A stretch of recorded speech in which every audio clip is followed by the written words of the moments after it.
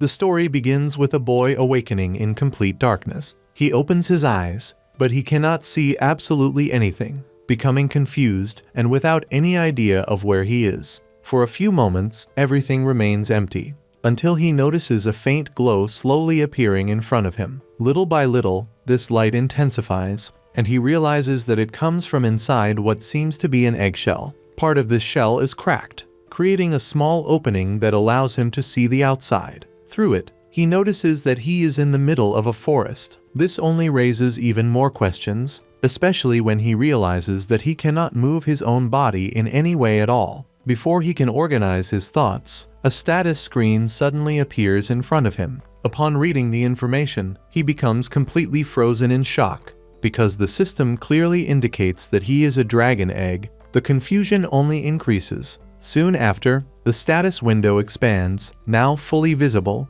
and a divine voice announces that this interface displays all of his current abilities, accompanied by numerical values to make understanding easier. Still disoriented, he tries to speak to the divine voice, demanding an explanation for what is happening. However, the voice calmly responds that it still cannot explain everything, because he is still at level 1. This answer only makes him more irritated. In an act of frustration, he tries to move and ends up lightly shaking his body, which causes him to fall from the tree where he was resting. He hits the ground and begins rolling uncontrollably down a slope until he finally falls into a river. When he stops there, he realizes that he can see his reflection in the water. When he looks closely, he is shocked to notice that his reflected image is, in fact, a dragon egg. Realizing how lost he is, the divine voice decides to help him a little more and finally offers him a proper explanation. It confirms that he truly is a dragon egg, classified in that world as a rank F monster. If his shell were to be completely broken, he would die instantly, which means that creating that small opening to see had already been extremely dangerous. The divine voice continues explaining that, despite dragon eggs being at the base of the food chain, they possess the potential to grow and become terrifying dragons over time. However, this is only possible if they manage to survive long enough, which is not easy, since dragon eggs are considered a highly prized delicacy by various monsters. As they obviously do not have legs, the only form of locomotion is rolling. Even after hearing all of this, he still cannot fully understand what is happening to him. Remaining still seems extremely risky, so he decides to start rolling as fast as he can, trying to move away from danger. Unfortunately, this causes him to fall again. Plunging from a small cliff, he realizes that he has been falling quite a lot lately, and because of this, the system announces that his endurance has increased from level 1 to level 2. Even so, the fall reduces his hit points, reminding him that he needs to be more careful. Upon realizing that he is injured and exhausted, he decides to sleep for a while to recover his strength. As expected, when he wakes up, his hit points are completely restored. This confirms that resting fully recovers his health bar, which brings him a small sense of relief in this strange and dangerous situation. After that, he continues rolling while reflecting to himself, imagining what exactly will happen when he finally leaves that form. He wonders if one day he will become a gigantic dragon, and if he will be forced to fight alone against relentless enemies just to survive. As he moves forward, lost in his thoughts, he suddenly stops when he notices a giant insect not very far away. Sensing danger, he quickly hides behind a tree and uses his appraisal ability. The result reveals that the creature is called an egg devourer. As soon as the insect notices him, it immediately advances in his direction, making it clear that it intends to kill him. He begins to roll as fast as he can, but soon realizes that he will not be able to escape forever. Maintaining that pace, sooner or later he would be caught. With this, he understands that he needs to find a way to turn the tables. The monster chases him to the edge of a cliff. At the moment when the creature leaps toward him, trying to swallow him whole, he dodges at the last second. Using all the strength he has, he collides with the monster and manages to push it off the cliff. The creature plunges down the slope and dies instantly. That becomes the first battle he has ever won in his entire life. The system immediately announces that he has gained 12 experience points and that he has now reached level 5. As a result, all of his statistics are completely maximized. In addition, he meets the requirements to evolve, receiving the option to choose between becoming a baby dragon or a small dragon. Not knowing exactly what the difference is, the system explains, the small dragon is described as a common race of dragons, considered small only in comparison to others of the same species. Even so, when fully developed, it is still larger than a bear and is known for its powerful fire breath. The baby dragon, on the other hand, is not well suited for combat due to its short claws and small fangs, but it possesses enormous potential, being able to evolve into several different species of dragons in the future. However, baby dragons are considered an extremely valuable delicacy, both for monsters and for adventurers, which means that they are constantly hunted wherever they appear. Faced with this, the choice of the small dragon seems obvious, since it is the safest option for survival. However, soon after making his decision, the divine voice envelops him in a warm manner and tells him not to limit himself, explaining that it has great expectations for him and that he should always strive for something greater. Upon hearing this, he feels confused and begins to wonder if he truly made the right choice. After all, he chose the safest option, not the riskiest one, as he recalls how the system works. This doubt continues to echo in his mind. The divine voice had mentioned that the baby dragon possessed enormous potential, capable of evolving in many different ways in the future. Thinking about this, he begins to suspect that the small dragon might have a more limited evolutionary path, or that, after a certain point, it might no longer be able to grow fully. This idea keeps pounding in his mind. Taking this into consideration, he finally makes his decision and chooses to evolve into a baby dragon. He does not want to live with regrets later on, even knowing that this choice may be dangerous. He prefers to take the risk rather than wonder in the future if it was fear that made him limit himself. He wants to believe that the decision was truly his, without deceiving himself or choosing the easiest path merely for the sake of safety. The system accepts his choice without hesitation and carries out the evolution immediately. His body begins to change, undergoing a visible transformation until it takes on the form of a small yellow dragon, exactly as he had chosen. Along with the evolution, he acquires a large number of new abilities, and all of his previous statistics increase significantly compared to what they were before. Even so, his hit points and mana do not recover automatically after the evolution. He remains exhausted, which makes it clear that he will need to rest before exerting himself again. Almost at the same instant he realizes this, his stomach growls loudly, making it evident that he also needs to eat as soon as possible. When he looks toward the place where he defeated the creature earlier, he realizes that the worm he killed now looks surprisingly appetizing. He understands that, if he wants to continue growing stronger, he will need protein. With this thought, his dragon instincts awaken completely. Without hesitation, he devours the worm. After that, he lies down and falls asleep. When he wakes up the next morning, he feels full of energy, renewed after a good night of rest. He then heads to the river to observe his reflection. At that moment, he finally accepts that he was reincarnated in that world. What intrigues him the most, however, is the fact that he has no memories of his previous life. He does not know who he was, how he lived, or even whether he was a boy or a girl. All of that simply disappeared. While reflecting on this, he notices movement behind him and turns around,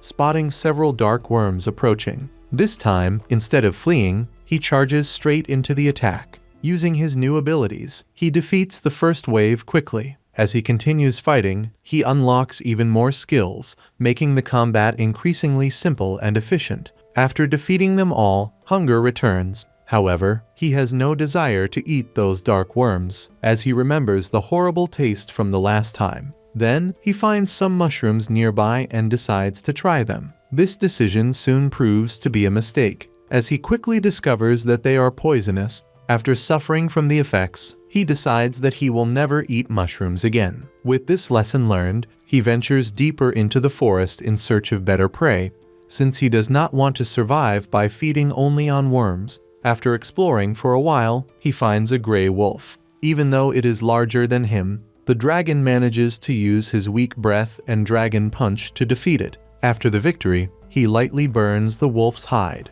When he smells it, he realizes that it resembles barbecue. Driven by curiosity, he uses his dragon breath again to roast the meat more thoroughly. When he finally takes a bite, he discovers that the flavor is incredible. Later, he encounters another gray wolf and defeats it almost instantly. With that, he reaches level 20 out of 25, realizing that he still needs to gain 5 more levels in order to evolve again. As soon as the wolf falls, he repeats the previous process, showing that he is already starting to get used to the life of a dragon. Hunting, fighting, and eating in this way begins to feel natural. Even so, despite growing stronger, he feels the weight of loneliness. The only voice he speaks with is the divine voice, and this starts to leave him bored and isolated. He is surprised to realize that he wishes he had a friend by his side. That desire is fulfilled faster than he imagined. A short time later, he hears voices coming from afar. He cannot understand the language being spoken,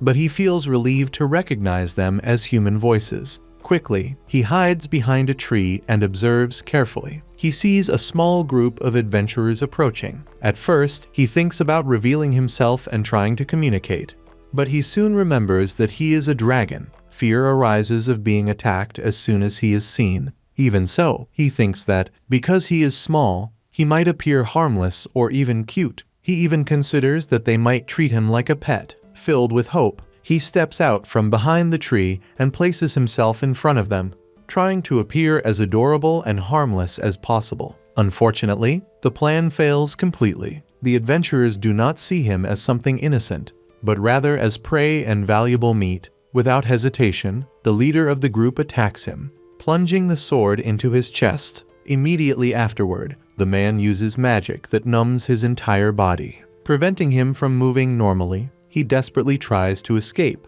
but his muscles do not respond due to the paralysis. Helpless, he watches the adventurers slowly approach, clearly preparing to kill him. At that moment, he realizes how naive he was to believe that a dragon could befriend humans. After all the effort to survive and evolve, it seems that everything is about to end in a cruel and meaningless way. Just as the leader raises his weapon to deliver the final blow, a female adventurer steps forward and stops him. She questions whether it is really necessary to kill such a small, cute, and innocent-looking dragon. Confused, the protagonist wonders why he is still alive. A few seconds later, he feels a sensation of warmth spreading throughout his body. When he lifts his gaze, he realizes that the adventurer is using healing magic. He quickly uses his appraisal ability and discovers that her name is Miriam. Even though she is almost out of mana, she decides to heal him completely. While Miriam speaks to him, the system announces that he has acquired the human language comprehension skill, allowing him to gradually understand the language as the skill's level increases. However, this brief moment of calm and kindness does not last long. Suddenly, screams echo in the distance, loud and desperate. Miriam immediately recognizes those voices as belonging to her companions. Without thinking twice, she tries to run toward the sound to help them. Before she can get away, he grabs her arm tightly, clearly showing how distressed he is. He tries to stop her, warning that whatever is happening ahead is far too dangerous for her to face alone. Even so, Miriam breaks free and runs, ignoring the warning and leaving him behind. Watching her leave, the protagonist realizes that he cannot simply stand still while the girl who saved his life is in danger. Gathering his courage, he forces his body to move and runs after her. When he finally reaches the location, his heart sinks at the sight before his eyes. Miriam is facing a terrible monster, a stone dragon, classified as a level C enemy. The situation is even worse when he realizes that the creature has 197 hit points, which means that an absurd amount of damage would be required to defeat it. Miriam is already injured. At the moment she screams, the stone dragon turns all of its attention toward him, staring at that gigantic creature that is now watching him directly. He feels fear take over his body. His muscles lock up. His mind falls into conflict, and he wonders if this is how everything will end. Unable to move, paralyzed by terror and doubt, he feels that he is standing at the edge of the end, and thus, the first episode comes to an end. Luckily, Dragu manages to dodge the attack at the very last instant. As he moves, he thinks that he made a huge mistake by believing that the four of them could defeat that creature. When he was a child, he would never have imagined something like this. As he looks at Miriam, he realizes that she has very few hit points left, and, to make matters worse, the small dragon begins to advance slowly in her direction. Desperate, Dragu tries to help her, but he is interrupted by a voice that echoes, ordering him to run away. It insists that he leave immediately, because facing that creature is impossible. Dragu understands perfectly, without any doubt, there is no real chance of victory. Even knowing that the voice is right, he cannot abandon the girl. He decides, then, to do everything within his power. He starts rolling quickly across the ground, dodging the monster's attacks with such precision that he looks like a true master of evasion. In a short time, he realizes that the older man in the group is already dead. The other companion is still breathing, but he is unconscious and bleeding. Dragu understands that he needs to draw the monster away somehow. Without wasting time, he advances, rolling and attacking to provoke the creature. The dragon, which is small in name only, becomes enraged and begins to chase him. At least, that was what Dragu expected. However, the monster activates one of its abilities, causing a massive earthquake that leaves him completely immobilized. Dragu complains, realizing that that miserable creature is far too strong. Filled with rage, he throws a punch with his fist wrapped in flames, but the dragon simply activates its regeneration, recovering all of its hit points with extreme ease. At that moment, Dragu understands that there is nothing more he can do there. In the end, he decides to grab Miriam and flee from the place. There is no way to save everyone, but at least he can save one life. He carries her with him, moving away from the danger zone.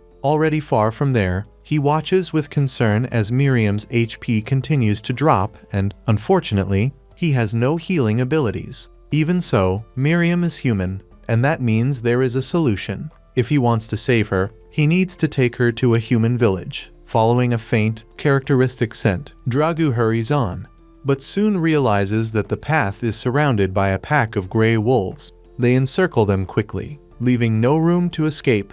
With no alternative, Dragu fights the wolves to drive them away. During the struggle, Miriam briefly opens her eyes and, in a confused state, sees the small Dragu struggling against the beasts. Soon after, she loses consciousness again. As the night continues to advance, Dragu keeps carrying Miriam, already at the limit of his strength. By luck, he manages to reach the village. Without wasting time, he begins shouting for help, asking the villagers for assistance. However, they only hear roars and, feeling threatened, they attack, wounding his leg with a blade. Trying to make them understand, he realizes that it is useless. Then, he abandons Miriam's body, trusting that they will be able to help her, and quickly flees back into the forest. As he moves away, he understands that the more he tries to approach humans, the more they will see him only as a dragon, a monster. As if that were not enough, the voice of God appears once again, informing him that he has received a new title,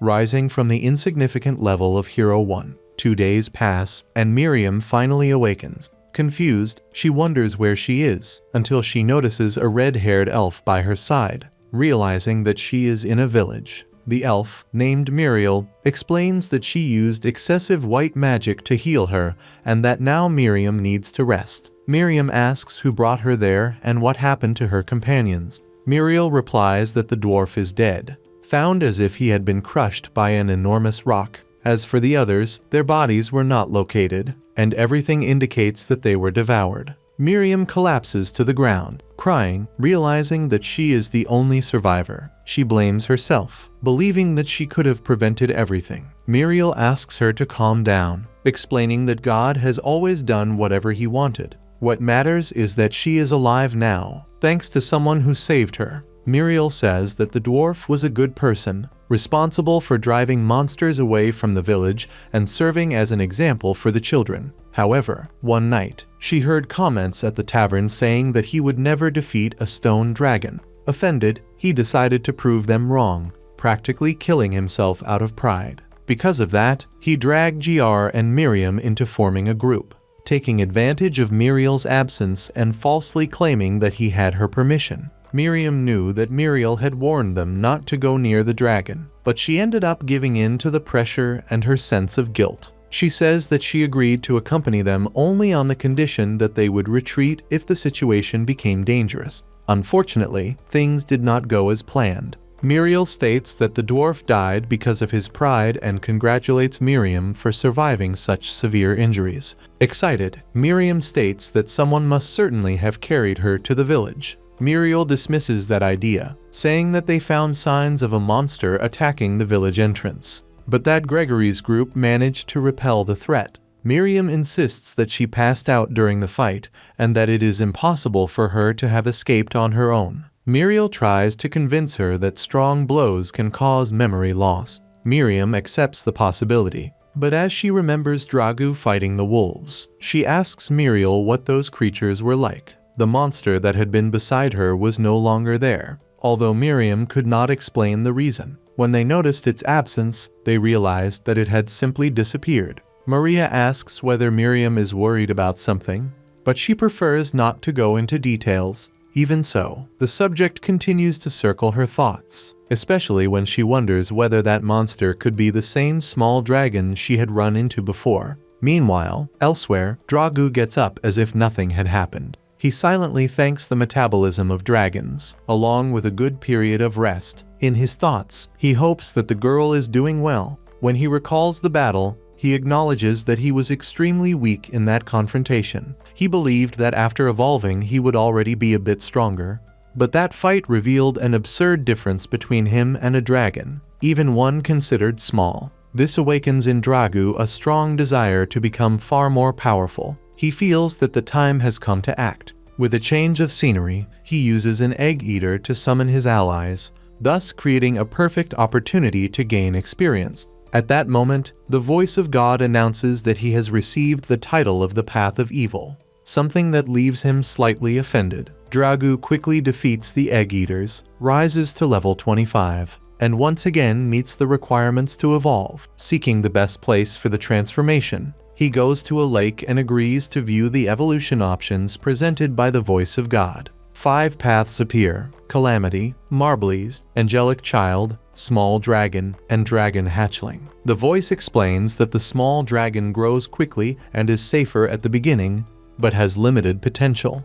while the Dragon Hatchling offers a much more promising future. Dragu also analyzes the other options: the Child Dragon, his natural and safest evolution; the Marbleized one, focused on durability and mana; and the Angelic Dragon, with healing abilities but little offensive power. The juvenile Calamity represents the beginning of an evil path, although a reversible one. Even reluctant about the idea of becoming a Calamity, Dragu finds himself intrigued upon learning that this type of dragon is extremely intelligent and can assume a humanoid form, allowing it to infiltrate among humans. Still bothered by the meaning of this choice, he ends the chapter undecided, reflecting on which path to follow.